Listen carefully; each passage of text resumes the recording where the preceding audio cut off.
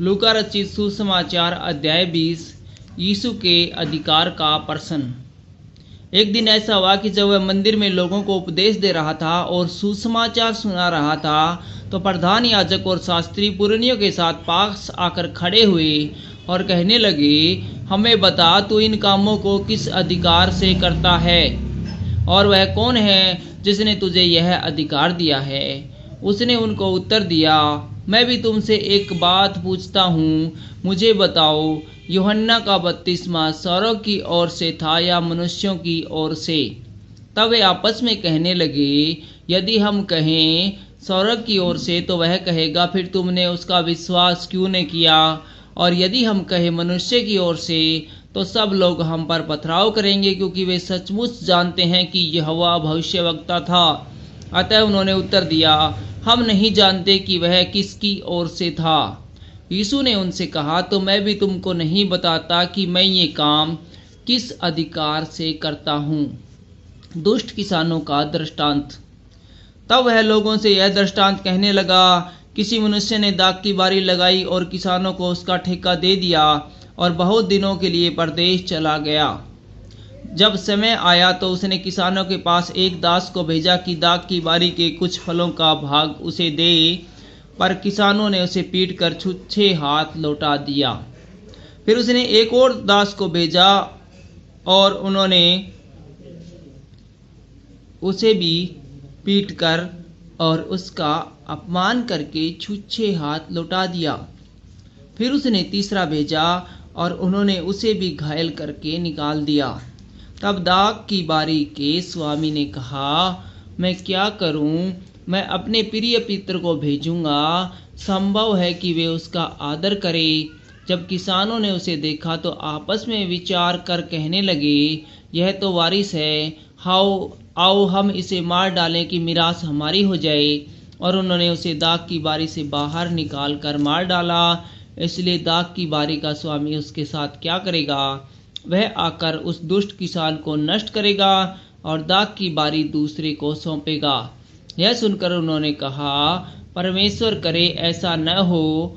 उसने उनकी ओर देखकर कहा, फिर यह लिखा है, जिस पत्थर को राजमिस्त्रियों ने निकम्मा ठहराया था वही कोने का सिरा हो गया। जो कोई उस पत्थर पर गिरेगा वह चकनाचूर हो जाएगा, और जिस पर वह गिरेगा उसको पीस डालेगा। कैसर को कर देना। उसी घड़ी शास्त्री और प्रधान याजकों ने उसे पकड़ना चाहा, क्योंकि वे समझ गए थे कि उसने हम पर यह दृष्टांत कहा, परंतु वे लोगों से डरे और वे उसकी ताक में लगे और भेदिए भेजे कि धर्म का भेष धारण करके कोई न कोई बात पकड़े, ताकि उसे हाकिमों के हाथ और अधिकार में सौंप दे।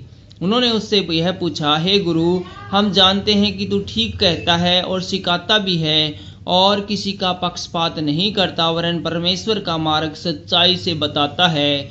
क्या हमें कैसर को कर देना उचित है या नहीं? उसने उनकी चतुराई को ताड़कर उनसे कहा, एक दिनार मुझे दिखाओ, इस पर किसकी छाप और नाम है? उन्होंने कहा, कैसर का। उसने उनसे कहा, तो जो कैसर का है वह कैसर को दो, और जो परमेश्वर का वह परमेश्वर को दो। वे लोगों के सामने इस प्रकार में उसे पकड़ न सके, पर उसके उत्तर से अचंभित होकर चुप रहे। पुनरुत्थान और विवाह। फिर सदूकी जो कहते हैं कि मरे हुओं का जी उठना है ही नहीं, उनमें से कुछ ने उसके पास जाकर पूछा, हे गुरु, मूसा ने हमारे लिए यह लिखा है, यदि किसी का भाई अपनी पत्नी के रहते हुए बिना संतान मर जाए तो उसका भाई उसकी पत्नी से विवाह कर ले और अपने भाई के लिए वंश उत्पन्न करे। 7 भाई थे, पहला विवाह करके बिना संतान मर गया, फिर दूसरे और तीसरे ने भी उस स्त्री से विवाह कर लिया। इसी रीति से 7 बिना संतान मर गए। अंत में वह स्त्री भी मर गई। इसलिए जी उठने पर वह उनमें से किसकी पत्नी होगी, क्योंकि वह 7 की पत्नी हो चुकी थी। यीशु ने उससे कहा, इस युग की संतानों में तो विवाह होता है, पर जो इस योग्य ठहरेंगे कि उस युग को और मरे हुओं में से जी उठने को प्राप्त करे, वे न विवाह करेंगे और न विवाह में दिए जाएंगे। वे फिर मरने के नहीं, क्योंकि वे स्वर्गदूतों के समान होंगे और पुनरुत्थान की संतान होने से परमेश्वर की भी संतान होंगे। परंतु इस बात को कि मरे हुए जी उठते हैं, मूसा ने भी झाड़ी की कथा में प्रकट किया है कि वह प्रभु को अब्राहम का परमेश्वर और इसहाक का परमेश्वर और याकूब का परमेश्वर कहता है। परमेश्वर तो मुर्दों का नहीं परंतु जीवितों का परमेश्वर है, क्योंकि उसके निकट सब जीवित है। तब यह सुनकर शास्त्रियों में से कुछ ने यह कहा, हे गुरु, तूने अच्छा कहा है। और उन्हें फिर उससे कुछ और पूछने का हियाव न हुआ। मसीह किसका पुत्र?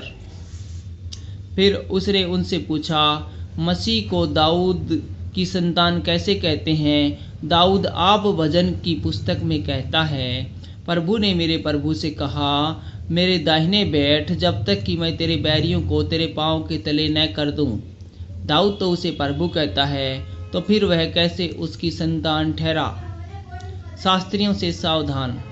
जब सब लोग सुन रहे थे तो उसने अपने चेलों से कहा, शास्त्रियों से चौकस रहो, जिनको लंबे लंबे वस्त्र पहने हुए फिरना अच्छा लगता है और जिन्हें बाजारों में नमस्कार और आराधनालयों में मुख्य आसन और भोज में मुख्य स्थान प्रिय लगते हैं। वे विधवाओं के घर खा जाते हैं और दिखाने के लिए बड़ी देर तक प्रार्थना करते रहते हैं। ये बहुत ही दंड पाएंगे।